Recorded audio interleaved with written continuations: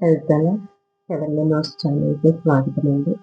నేను ఈ యొక్క హెవెన్లీ నోట్స్ ఛానల్ ప్రారంభించడానికి ఒక ముఖ్య ఉద్దేశం, దేవుని మాటలు లేదా దేవుని గురించిన పాటలు, దేవుడు నా జీవితంలో చేసినటువంటి ఎన్నో మేలు మహోపకారాలు పాటల రూపంలోనైనా సరే దేవుని స్తుతించాలని ఒక ఉద్దేశం కలిగి నేను ఈ ఛానల్ ప్రారంభించడం జరిగింది.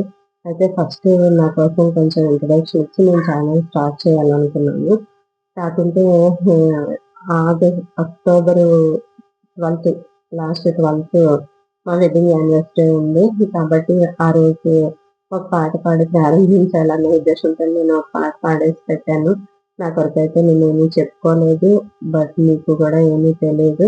అయితే నేను చెప్పుకోదగినంత గొప్ప వ్యక్తిని కాదు. అంత ప్రముఖురాలిని కూడా కాదు గాని కేవలము దేవుడు నా పట్ల ఒట్టిదాన్నైనటువంటి నా పట్ల దేవుడు ఎటువంటి కార్యాలు చేశాడో కొంచెం నా వ్యక్తిగత సాక్ష్యం మాత్రమే మీతో పంచుకోవాలని నేను ఆశపడుతున్నాను.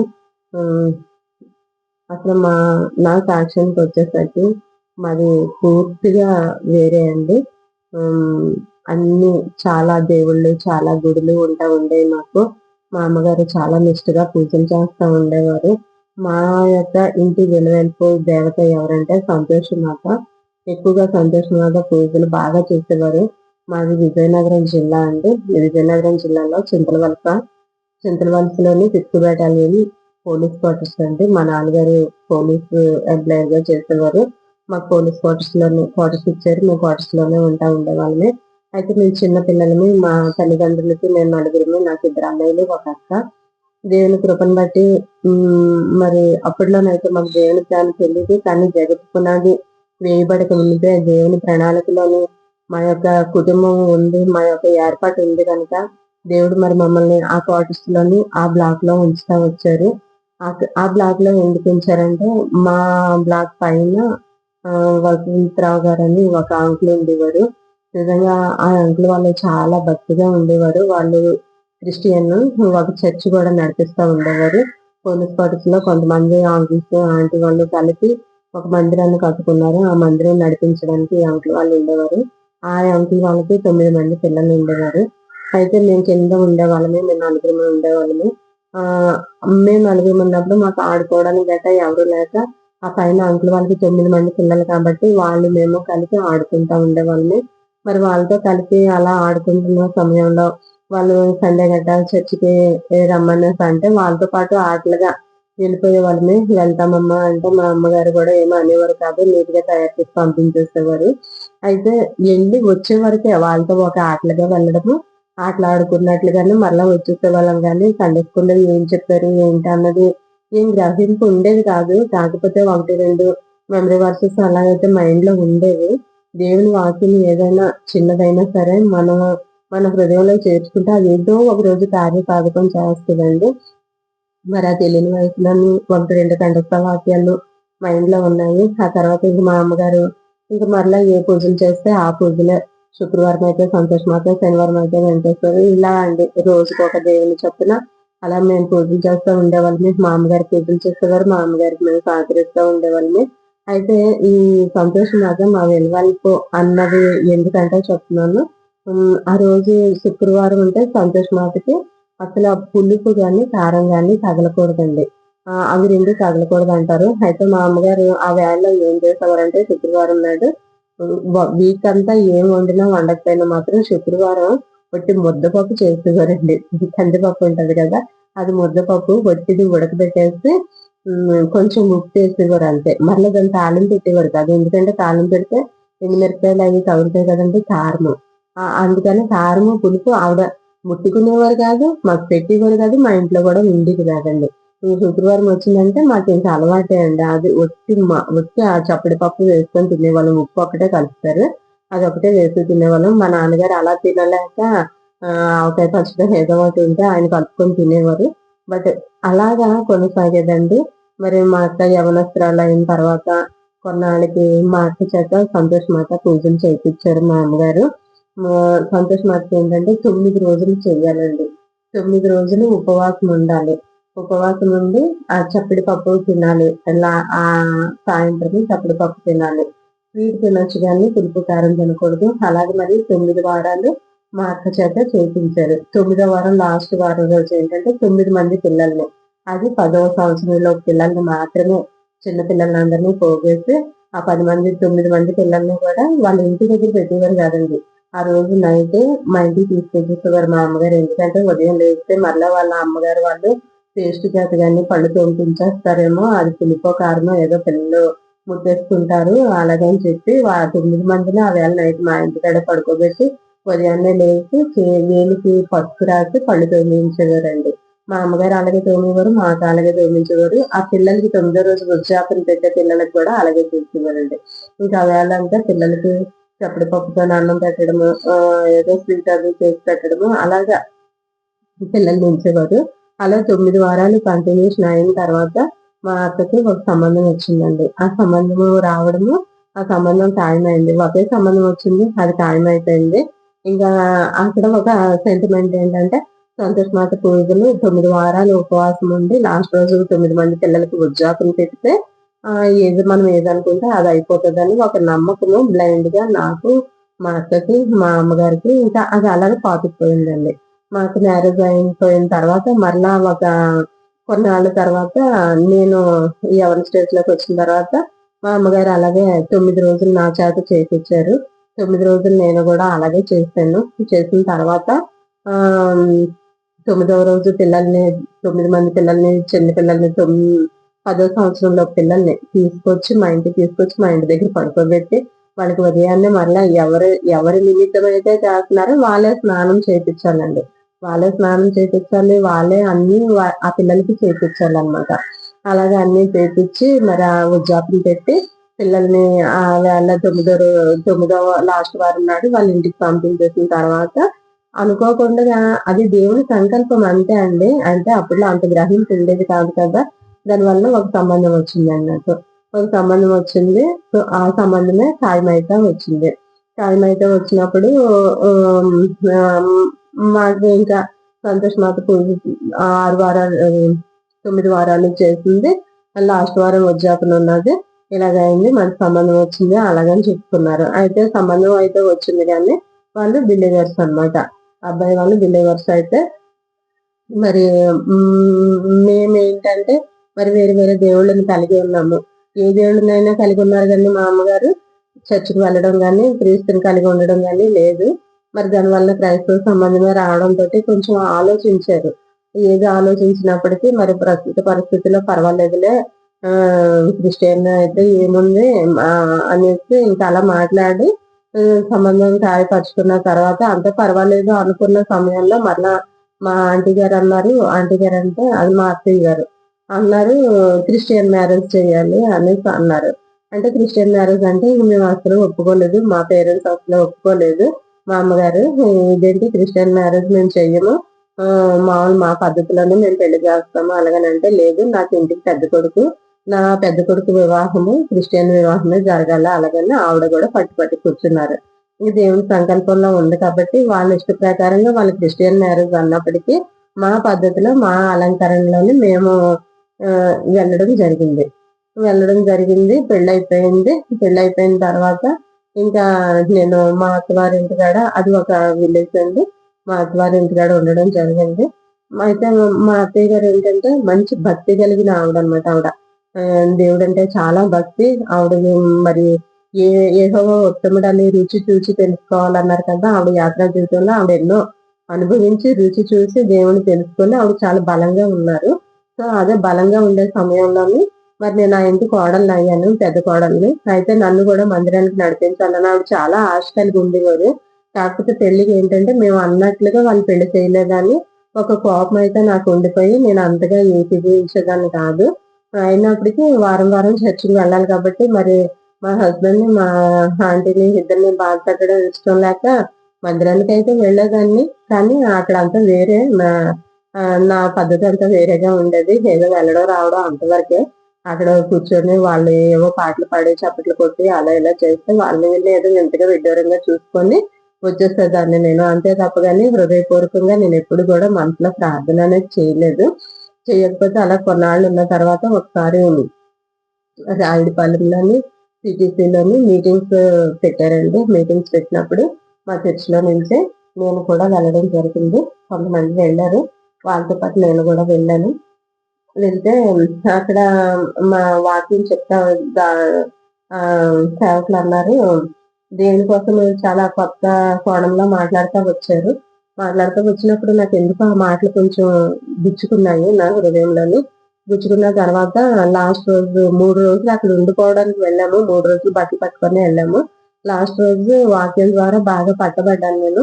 పట్టబడిన తర్వాత ఎవరైతే బాప్తిసం తీసుకోవాలనుకుంటున్నారో వాళ్ళు హ్యాండ్స్ రేజ్ చేయమని అన్నారు. నేను తెలియకుండానే అప్రయత్నంగానే నా చెయ్యి ఎత్తడం జరిగింది.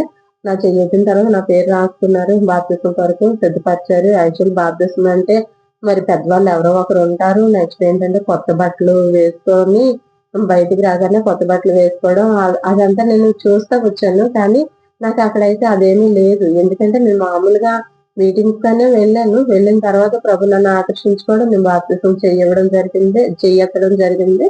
మరి అలాగనే నేను బాప్తిసం తీసుకున్నాను. నేను 3 రోజుల మీటింగ్స్ కి ఏ బట్టలు అయితే పట్టుకెళ్ళానో ఆ బట్టలే, పాత బట్టలతోటి నేను మరలా బాప్తిసం తీసుకుని అయ్యే బట్టలు వేసేసుకున్నాను.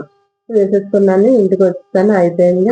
ఆ బాప్తిసం తీసుకున్న తర్వాత ఒక 2-3 సంవత్సరాలకి మాకు పాప పుట్టడం జరిగిందండి. పాప పుట్టిన తర్వాత అలాగే ఏంటంటే చర్చికి వెళ్ళేదాన్ని. అప్పుడు దేవుడు నన్ను ప్రత్యేకంగా దర్శించారు కానీ అంత స్థిరత్వం అయితే ఉండేది కాదు. మామూలుగా చర్చికి వెళ్ళేదాన్ని, వచ్చేదాన్ని. క్రిస్మస్ అంటే పెద్ద పండగ, ఎంతో గ్రాండ్ గా సెలబ్రేట్ చేసేసుకోవాలా. ఇంకా అసలు 24th నైట్ నిద్రే ఉండేది కాదు. క్రిస్మస్ టైంకి వేళ నైట్ అంతా ఇంకా పెద్ద పెద్ద అన్ని పనులు చేసేసుకొని అంతా చాలా నీట్ గా చేసేసుకొని అలాగనమాట. క్రిస్మస్ అంటే పెద్ద పండుగ. మా బంధువుల్ని గట్రా పిలుచుకొని వాళ్ళతో సెలబ్రేట్ చేసుకొని ఆ టైప్ లోనే ఉండేది తప్ప కానీ నిజంగా క్రిస్మస్ అంటే క్రీస్తుని హృదయంలో చేర్చుకోవడము అన్నది అంత అనుభవ జ్ఞానం అయితే నాకు అవ్వలేదు. ఆ తర్వాత పాప పుట్టింది. పాప పుట్టిన తర్వాత 9 సంవత్సరాలు పాపకు వచ్చినాయి. పాపకు వచ్చిన తర్వాత ఒకసారి అనుకోని పరిస్థితి మా జీవితంలోనే చోటు చేసుకుంది. చాలా దురదృష్టకరమైన పరిస్థితి అది. ప్రభు ఏదైనా ఆదాము అవ్వల విషయంలోని వాళ్ళు తప్పు చేసినప్పుడు, వాళ్ళు పాపం చేసినప్పుడు, వాళ్ళ యొక్క వాళ్ళు దిగంబరమై ఉన్నామని తెలుసుకున్నప్పుడు వాళ్ళ వాళ్ళ పాపాన్ని కప్పెట్టడానికి దేవుడు ఆకులతో కచ్చడాలు కుట్టి వాళ్ళకి వేశారు. వాళ్ళు కచ్చడాలు కుట్టుకుంటే చర్మపు చొక్కాయలు దేవుడు కుట్టి వేశారండి. అలాగా అటువంటి పరిస్థితుల్లోనే మరి ఒక అనుకోని పరిస్థితి మా జీవితంలో చోటు చేసుకుంది. మా కుటుంబ జీవితంలో చోటు చేసుకున్నప్పుడు నిజంగా దేవుడు దాన్ని చాలా కప్పి తన బిడ్డల పైన ఏ మాట రాకుండా చేస్తారు కదండి. అలాగే కప్పారు, దాచారు. ఆయన కృపను బట్టి నిజంగా ఏంటంటే చాలా పరిస్థితులు ఇంకా నా పాపను నేను చూసుకోలేనేమో అన్న పరిస్థితి, నా భర్తను నేను చూసుకోలేనేమో అన్న పరిస్థితి, అటువంటి భయంకరమైన పరిస్థితుల్లోకి వెళ్ళిపోయినప్పుడు ప్రభువే మా పక్షాన ఉండి ఆయన బిడ్డలు కలిసి ఉండాలి. నిజంగా వివాహం అనేది ఘనమైనది అని ఆయన గ్రంథంలో రాయించి పెట్టినట్టుగానే మరి ఆయన జతపరిచిన వారిని ఎవరు వేరుపరచకూడదు. అది మనుషులైనా సరే చివరికి వాళ్ళంతా వాళ్ళైనా సరే వేరు పడకూడదండి. అది పరిశుద్ధ గ్రంథంలోని ఒక ముఖ్యమైనటువంటి వివాహ జీవితానికి ఉన్న కట్టడ. అయితే ఆ కట్టడాన్ని మేము అధిగమించినప్పుడు కూడా ప్రభు కృప మాత్రం మమ్మల్ని విడిచిపెట్టలేదు. మరలా ఎంతో భయంకరమైన పరిస్థితిలో ఉన్నప్పుడు ప్రభు నా పాపను నేను చూడగలనా, మరలా నా భర్తను నేను చూడగలనా అలా అని అనుకున్న సమయంలోనే మరి ప్రభు ఆశ్చర్యంగా మరలా మేము కలిసి ఉండడానికి ప్రభు సహాయం చేశారండి. మరి ప్రభు సహాయం చేసిన తర్వాత మేము అలాగే ఉంటున్నాము. కాకపోతే ఏంటంటే పూర్ణ విశ్వాసము, పూర్ణ భక్తి లేదు హృదయంలోనే. అది లేనప్పుడు ఏంటంటే కార్యాలు పొందుకున్నప్పటికీ మరలా వెంటనే మర్చిపోతా ఉండే పరిస్థితులే వచ్చాయి అన్నమాట నాలోనే. మర్చిపోతా ఉండే పరిస్థితిలో వస్తే దేవుడు ఏదో ఒక కోణంలో ఆయన దర్శించేవారు. ఒకసారి మా పాపకి 10 సంవత్సరాలు వచ్చిన తర్వాత 10 కాదండి, మా పాప 9వ సంవత్సరంలోనే తనకి భయంకరంగా ఆస్మా ఎక్కువ అయిపోయిందండి. చాలా ఎక్కువ ఆస్మా వచ్చేసింది. తనకి జ్వరం వచ్చిందండి. ఫస్ట్ జ్వరం వచ్చింది. ఆ జ్వరంలో నాకు అసలు స్పృహ లేదు. ఆయాసం బాగా ఎక్కువ వచ్చేసింది. ఏమైపోతుందో కూడా దిక్కు తోచని పరిస్థితి. బయట చూస్తే హోర్ని వర్షం అండి. ఆ వర్షంలోని ఎలాగ మా పాపని ఎక్కడికి తీసుకెళ్లాలో, ఏం చేయాలో ఏమి దిక్కు తోచలేదు. అయితే ఒకటి నేను మాత్రం ప్రార్థన చేసేదాన్ని ఏమనంటే, ప్రభువా కలుస్తామని మేము అనుకోలేదు. మీరే కలిపారు మరలా నా బిడ్డని నన్ను. అటువంటప్పుడు మళ్ళా ఇటువంటి పరిస్థితి రాకూడదు. నా బిడ్డని క్షేమంగా నాకు ఇవ్వు నాయనా అలాగని నేను చాలా విశ్వాసంతో ప్రార్థన చేస్తున్నానండి. ఎందుకంటే అప్పటి వరకు ఒక అలవాటుగాను, ఒక ఇదిగా పద్ధతిగా ఉండే నా ప్రార్థన ఇప్పుడు అనుభవంలోకి వెళ్ళిపోయిందండి. దేవుడి కార్యం చూడాలని ఒక పట్టుదలలోకి వెళ్ళిపోయింది. పట్టుదలలోకి వెళ్ళిపోయి నేను చాలా ఆహ్, గంభీరంగా ప్రార్థన చేస్తున్నాను. గట్టిగానే ప్రార్థన చేస్తున్నాను. కానీ నా భర్తకి అసలు అది నచ్చట్లేదు. ఏంటంటే హాస్పిటల్‌కి తీసుకెళ్ళిపోదాం అంటూనే ఉన్నారు. లేదండి ప్రభు స్వస్థపరిస్తే బయట పెద్ద వర్షం పడుతుంది. ఎలాగెళ్తాము? ఏంటి వద్దు అలా అని అన్నా గూడా, ఉంటే నువ్వుండు. పిల్ల ఉంటే నీకసల లక్ష్యం లేదు. అలాగని చెప్పి పాపను తీసుకొని భుజం మీద వేసుకొని వాళ్ళ తమ్ముడోళ్ళకి ఫోను చేసి, నేను పాపను తీసుకొస్తున్నాను హాస్పిటల్‌కి రండి అలాగని చెప్పి వాళ్ళకి ఫోను చేసుకొని ఆయన అలా హాస్పిటల్‌కి తీసుకెళ్ళిపోయారండి. నేను ఒక్కదాన్నే అయిపోయాను. పెద్ద వర్షం పడుతుంది. ఏం చేయాలో కూడా నాకు తెలియలేదు. ప్రార్థన ఒకటే చేశాను. ప్రభువా హాస్పిటల్‌కి తీసుకెళ్లారు. డే డాక్టర్ కల్లా నువ్వు పరమ డాక్టర్‌వి. ఇంకా చచ్చిపోయింది ఏది లేదు. నా బిడ్డను నువ్వు బ్రతికించగలగడానికి శక్తిమంతుడివి. మరి ఇక్కడ ఉంటే తడవకుండా ఎలాగో ఉండు. కానీ ఆయన మాట వినకుండా వర్షంలో తీసుకెళ్ళిపోయారు పాపని. మరి మీరే సహాయం చేయండి. మీ చిత్తమైతే నా బిడ్డ ఆరోగ్యంగా, క్షేమంగా ఇంటికి రావాలి నాయన. తను ఊపిరితో ఉందన్న మాట నాకు వినబడాలి. అలా వినబడినాడు నేను నా యొక్క జీవితాన్ని మీకు సమర్పించుకుంటాను. అలాగని చెప్పి నేను ప్రార్థన చేసుకొని దేవుడి దగ్గర తీర్మానం తీసుకున్నాను. తీర్మానం తీసుకున్నప్పుడు దేవుని యొక్క మహాకృప ఉదయం 7 ఆ టైంకి రాత్రంతా ఇంక నాకు నిద్ర లేదండి. రాత్రంతా ప్రార్థన చేస్తానే ఉన్నాను. యాకోబు దేవుడితో ఎలా పెనుగులాడాడో అప్పటికి నాకంత అనుభవం లేదు నిజంగా. యాకోబు గురించి ధ్యానించే అనుభవం గాని, ఇంకోటి గాని నాకేది లేదు గానీ, ఆ తర్వాత నాకు అర్థమైంది. ఆహా! ఇలా పెనుగులాడితే దేవుడు ఖచ్చితంగా కార్యం చేస్తాడు. అందుకే యాకోబుకి చేశారు అన్న ఒక ఆలోచన నాకు ఆ తర్వాత వచ్చింది.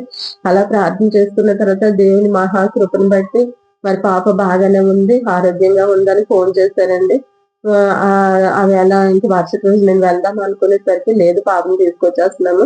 ఇంక రావద్దులే అలాగని చెప్పి అన్నారు. బాగానే ఉంది అలాగని అన్నారు. దేవుని మహాకృప పాపని క్షేమంగా, ఆరోగ్యంగా ప్రాణాలతో ఇంటికి దేవుడు నడిపించాడు. అప్పుడు నేను తీర్మానం చేసుకున్నానండి. యాక్చువల్లీ ఏంటంటే నాకు అలంకరణ అంటే చాలా ఇష్టమండి. ఫస్ట్ నుంచి గూడా ఏదైనా మార్కెట్‌లోకి మోడల్ వచ్చిందంటే ఫస్ట్ నేనే దింపేదాన్ని. ఒక ఇయర్ రింగ్స్ గానీ, బ్యాంగిల్స్ గానీ, మ్యాచింగ్స్ ఏవైనా సరే అండి.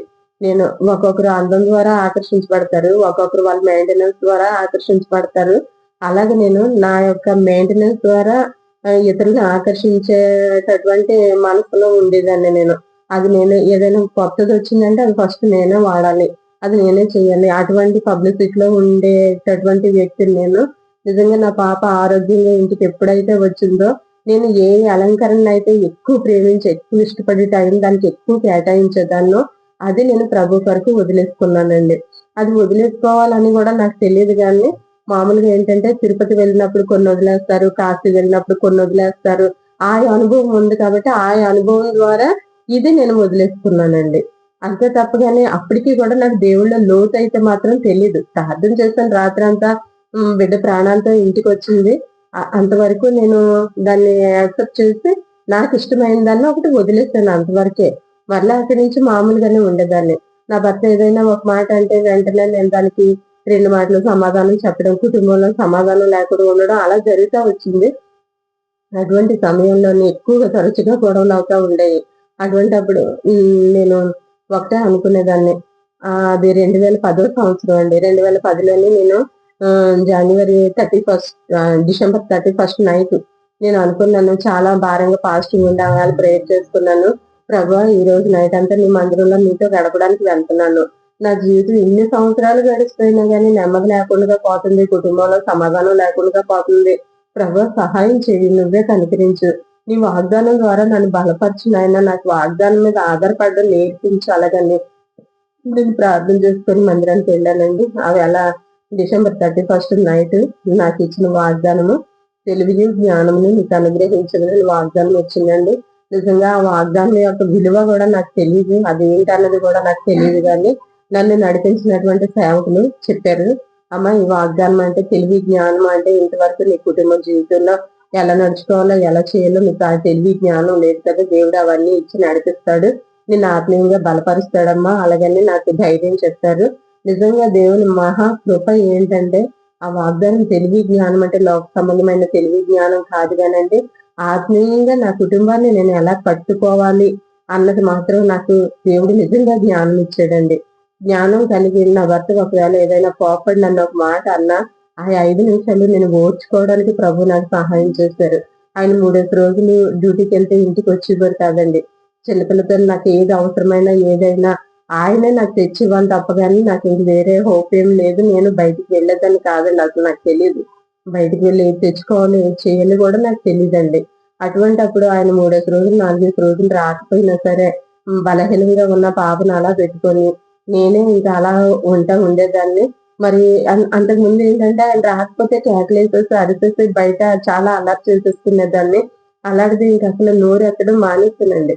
ఆయన వచ్చినా రాకపోయినా, ఇంట్లో ఏం తెచ్చినా తేకపోయినా, పిల్లకి ఆరోగ్యం బాగోపోతే ఒకవేళ పట్టించుకున్నా పట్టించుకోకపోయినా నాకు ఇంకా సమస్తము ఇంకా ఈ సమ ఇంట్లోని భార్యాభర్తలుగా ఏది భర్త చేయవలసింది ఆయన ఏది చేయలేకపోయినా సరే ఆ విషయంలో నేను అస్సలు నోరెత్తేదాన్ని కాదండి. నోరు మూసుకొని ఊరుకోవడానికి ప్రభు కృప చూపించారు అంతే అండి. ఆ తెలివిని ఇచ్చారు, ఆ జ్ఞానాన్ని ఇచ్చారు. అలాగలాగా కుటుంబంలో నెమ్మది సమాధానం ఏర్పడిందండి. మరి 2010వ సంవత్సరంలోని మేము ఒక సహవాసానికి అంటుకట్టబడ్డాము. దేవుని మహాకృప.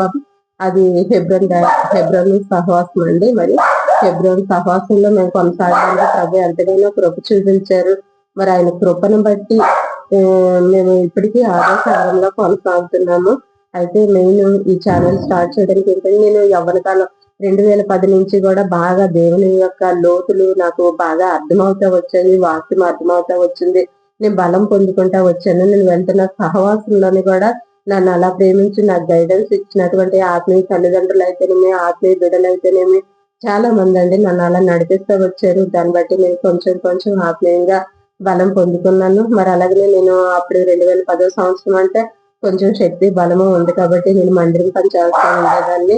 వెళ్ళి మందిరం తుడవడము, మందిరం కడగడము, మళ్ళా ఏదైనా సరే మందిరంలో పని ఏదైనా చెయ్యాలంటే ముందుగా నేను ఉండేదాన్ని. కొంతమంది సిస్టర్స్ ఉండేవారు, ఆ సిస్టర్స్ తో పాటు నేను కూడా వెళ్ళి నేను చేస్తూ ఉండేదాన్ని. అప్పుడు పాప చిన్నదే 10వ సంవత్సరం అయినా కూడా నాతో వచ్చేది, నాతో పాటు అన్ని తన చేతులతో తనకి చేతనైన పని తను చేసేది. ఇంకా అలా ఉన్న తర్వాత కొన్ని సంవత్సరాలకి ఇంకా నాకు ఆ శక్తి తగ్గిపోతూ వచ్చింది. ఇంకా నేను చేయలేనటువంటి బలహీనరాలను అయిపోతా వచ్చాను. అటువంటి సమయంలో నా బిడ్డ ముందుకు రావడం జరిగింది. మరి నా బిడ్డ కొన్నాళ్ళు మందిరం పని చేయడానికి, ఉదయాన్నే వెళ్ళి మందిరం చూడడానికి, మరి మందిరంలో పనులు చేయడానికి ప్రభు కృప చూపించారు. అలాగే నా బిడ్డ చేస్తుంది. అలాగే నమ్మకమైన వారికి దీవెనలు మెండుగా వచ్చిన రీతిలో మరి నా బిడ్డని తెలివి జ్ఞానం అంటే వేరు వేరు విషయాలన్నీ కాదు, నా కుటుంబం నేను కట్టుకోవడం ఒక ఎత్తు అయితే నా బిడ్డని నేను దేవుని సన్నిధికి నడిపించుకోగలిగానండి. మెయిన్ ఏంటంటే అది గొప్ప సాక్ష్యం చెప్పాలంటే మరి ఆ చిన్న వయసులో నుంచి తను ఇంకా మందిరంలోనే ఎక్కువగా ఉంచేదాన్ని అనమాట. ఎక్కువగా మందిరంలోకి పంపించేదాన్ని. మరి అటువంటి సమయంలోని ఏంటంటే నా బిడ్డ కూడా చిన్ననాటి నుంచి దేవుని మాటలు బాగా హత్తుకుందండి. దేవుని మాటలు బాగా హత్తుకుంది. దేవుళ్ళ తను కూడా బాగా బలంగా ఎదగడానికి ప్రభు కృప చూపించారు. మరి తను ఆత్మీయంగా బలపడడానికి అలాగే మరి తను ఇప్పుడు ప్రజెంట్ తను ఎంసీఏ కంప్లీట్ చేసింది. ఇన్ని సంవత్సరాలు కూడా దేవుని కృపను బట్టి బాగానే నేను ఏ పనులు అయితే చేసి చేయలేక మానేశానో శక్తి లేక ఆ పనులన్నీ కూడా నా బిడ్డ చేస్తూ వచ్చింది. అందుని బట్టి దేవుని నేను స్థుతించుకుంటాను. నా బిడ్డను దేవుళ్ళో పెంచుకోవడమే జ్ఞానం.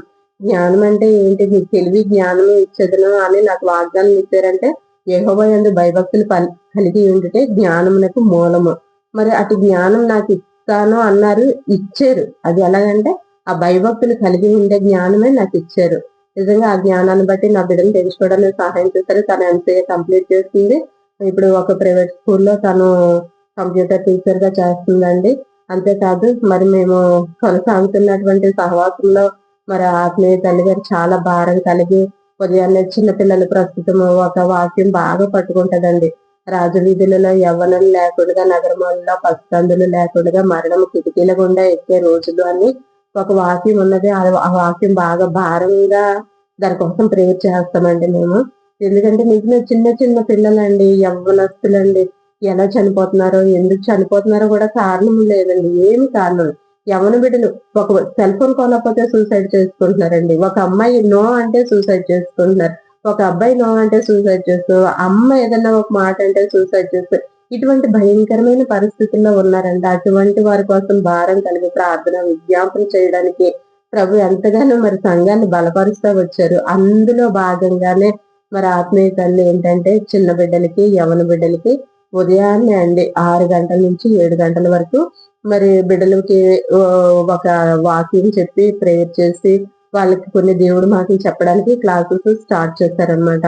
మరి అనుకోకుండా ఒక 3 సంవత్సరాల నుంచి ఆ క్లాసులకి నా బిడ్డ కూడా వెళ్తుంది. అంటే తను నేర్చుకోవడానికి కాదు, పిల్లల మధ్య పరిచయం చేయడానికి. కేజీ పిల్లలు, చిన్న జూనియర్ పిల్లలు ఉంటారు కదండి, ఆ పిల్లల్ని తిని తీసుకుంటది. దేవుని కృపను బట్టి ఉదయాన్నే 6 గంటలకు వెళ్ళి 7 గంటల వరకు వాళ్ళకి దేవుని మాటలు అవి చెప్పి వస్తదండి. మళ్ళా 7 నుంచి 8:05 కల్లా కాలేజ్ బస్, స్కూల్ బస్ వచ్చేస్తుంది. మళ్ళీ వచ్చి ఆ 1 అవర్ లో తను రెడీ అవ్వడము, ఫ్యామిలీ ప్రేయర్ అన్ని అందులోనే అడ్జస్ట్ చేసుకోవాలండి. అడ్జస్ట్ చేసుకుని మళ్ళీ అలా వెళ్తది. దేవుని కృపను బట్టి ఇప్పుడు ప్రస్తుతం అయితే సండే స్కూల్ పరిచయలో నా బిడ్డ వాడబడుతుందండి. ఇది నా సాక్ష్యము. ప్రత్యేకించి దేవుడు నన్ను బలపరిచి తాకినదంటూ లేదు గాని ఆయన కృపను బట్టే నేను ఇలా ఉండగలిగాను. అంటే నేను ఏదో భక్తి గలదాన్నని కాదు. నేను ఇంకా ఎటువంటి స్థితిలో ఉన్న నా ఎడల కేవలం శరీరాలు నన్ను మాత్రమే దేవుడు జాలిపడి నన్ను ఇలాగా ఈ స్థితిలో తీసుకొచ్చాడు. ఇప్పుడు నా బిడ్డను నేను ఆత్మీయంగా పెంచుకోవడానికి, నా భర్తతో నేను సమాధానం కలిగి ఉండడానికి అన్నిటికీ కూడా ప్రభు యొక్క వాగ్దానమే కారణము. ఆ వాగ్దానాన్ని నేను ఎప్పటికీ మర్చిపోలేను. మరి అటు వాగ్దానం ఇచ్చి నన్ను నడిపించిన దేవునికి వందనాలు. అలాగే మరి నేను ఈ ఛానల్ ఏంటంటే నా వయసు ఉన్నంత వరకు, నా బలం ఉన్నంత వరకు నేను మందిరం పని చేయగలిగాను, నలుగురికి దేవుని మాటలు చెప్పగలిగాను, చేశాను. కానీ ఇప్పుడు ఏంటంటే నేను బయటకు కూడా వెళ్ళనండి. మరి ఎవరికి ఏం చెప్పినా ఇప్పుడు ప్రస్తుత పరిస్థితుల్లో వ్యతిరేకతలు ఎక్కువ వస్తున్నాయి కదండి. దానివల్ల ఎటుపోయి ఏ పరిస్థితి వచ్చినా మరలా ఏదో మత ప్రచారమో అలా ఇలా అంటారని ఎవరికి ఏమి చెప్పండి. కానీ నా నా చేతిలోనే దేవుడు నాకు ఇచ్చిన ఫోన్ ద్వారా మాత్రమే ఇలా దేవుడి మాటలు ఏమైనా చెప్పి, లేదా పాటల ద్వారా నాకు బాధ కలిగినప్పుడు నాకు పాటల ద్వారా దేవుని మహింపరిచి నేను సంతోషపడాలి, ఎదుటి వాళ్ళకి ఆ పాటలు వినిపించాలన్న ఒక ఉద్దేశంతో మాత్రమే నేను ఈ హెవెన్లీ నోట్స్ ఛానల్ స్టార్ట్ చేస్తానండి. అది మరి నా సాక్ష్యము. ప్రభు కృపను బట్టి ఇంతవరకు బాగానే ఉన్నాము. నా బిడ్డ వివాహానికి వచ్చింది, ప్రార్థన చేయండి. తన పేరు చిన్ను అంటాను. చిన్న పల్లవ పాడతానండి. నాకు బలము ఉన్నంత వరకు, నాకు బలము ఉన్నంత వరకు చేయలేదు నీ కార్యములు చేయలేదు. బలమంతా పోయాక, బలమంతా పోయాక చేయాలని ఉంది నీ కార్యము, చేయాలని ఉంది నీ కార్యము. వినిపించుచున్నది కేకనాకు, ఒక కేకనాకు. నా హృదయారణ్యములో నీ కృంగిన సమయములో వినిపించుచున్నది కేకనాకు, ఒక కేకనాకు.